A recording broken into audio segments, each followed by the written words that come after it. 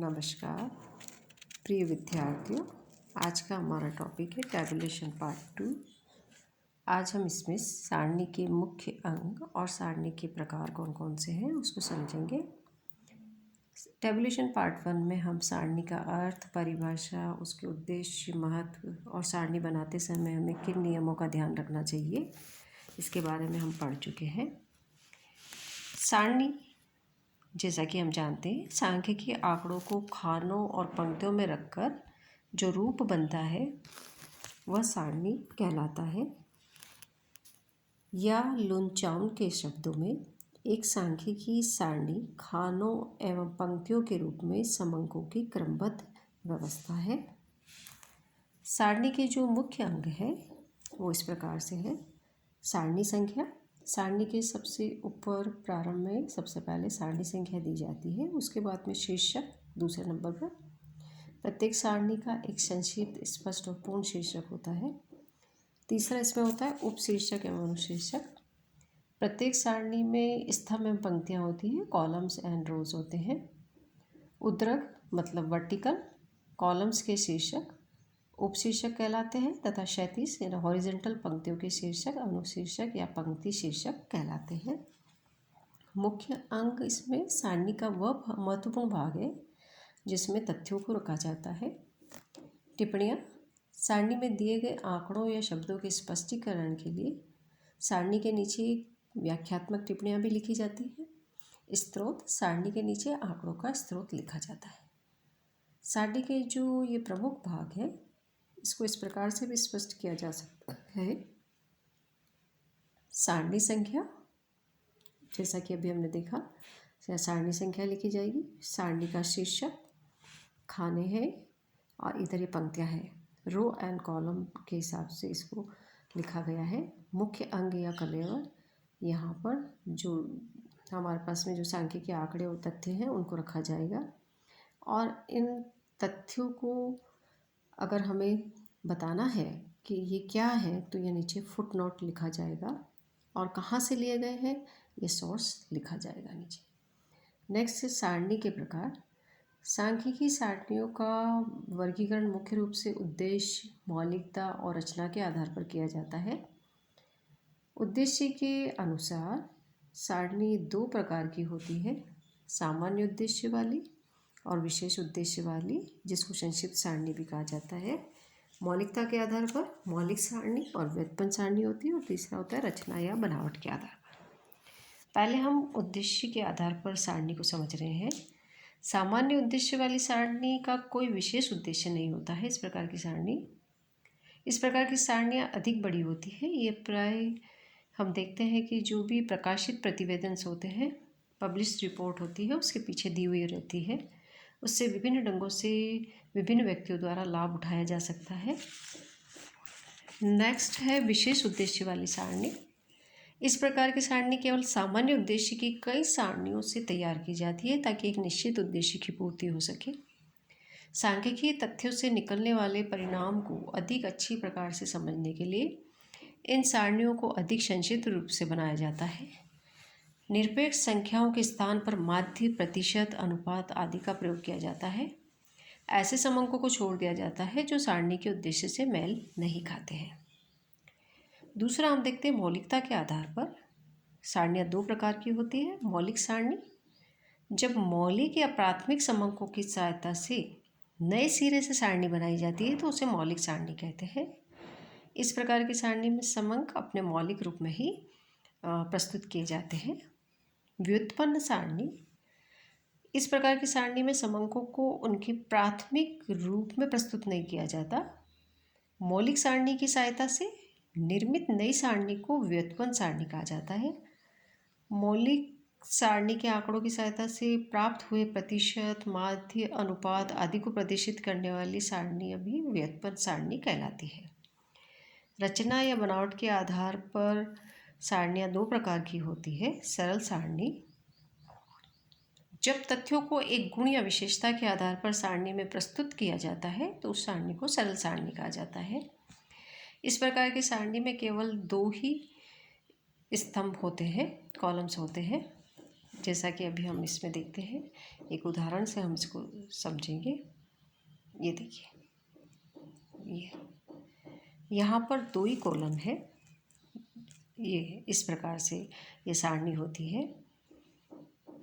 ये यहाँ पर छात्रों की संख्या को संकाय के हिसाब से बताया गया है। कला संकाय में छात्रों की कितनी संख्या है, वाणिज्य में छात्रों की कितनी संख्या है, और विज्ञान में कितनी है, कृषि में कितने छात्र हैं, और विधि में कितने हैं।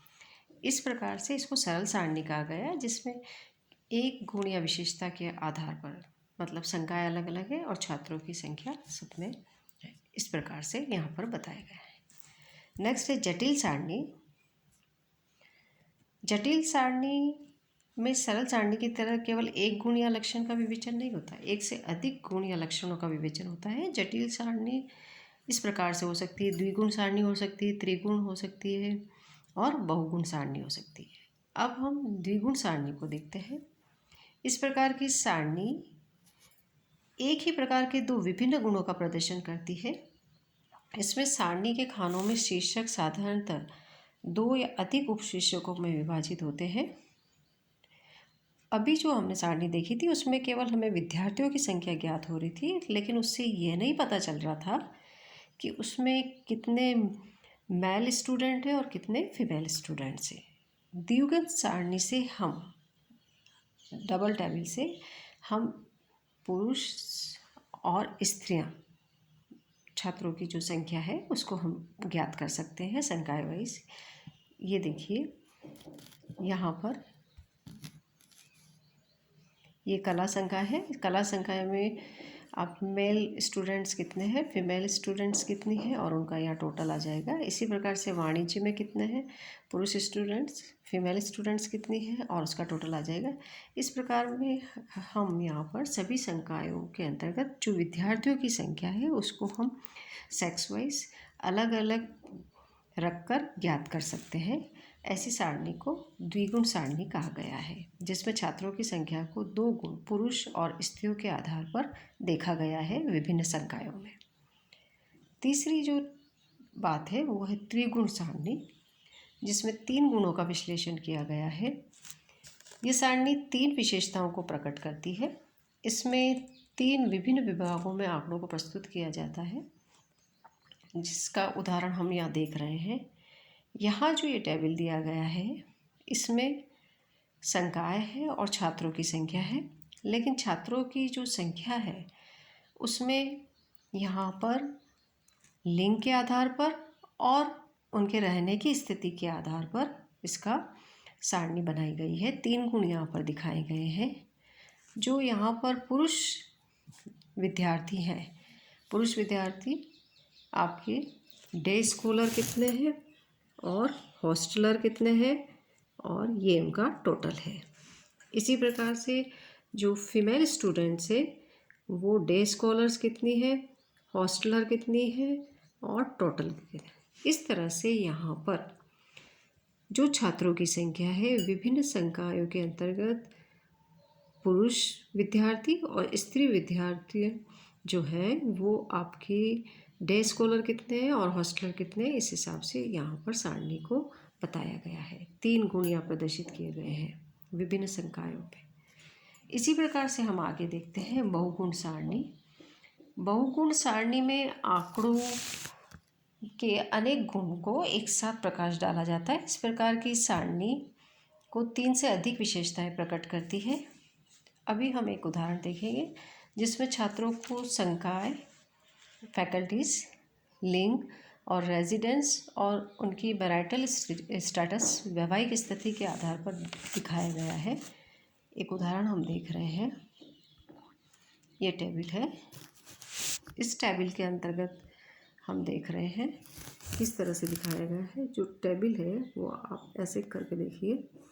यहाँ पर जो विद्यार्थी हैं, पुरुष विद्यार्थी हैं, उनको विभिन्न संकायों के आधार पर हॉस्टलर और डे स्कॉलर के हिसाब से हमने वहाँ पर देख लिया था। लेकिन फिर जो हॉस्टलर है वो मैरिड है या अनमैरिड है उसके भी हमने पार्ट कर लिए हैं, तो ये बहुगुण सारणी हो गई है।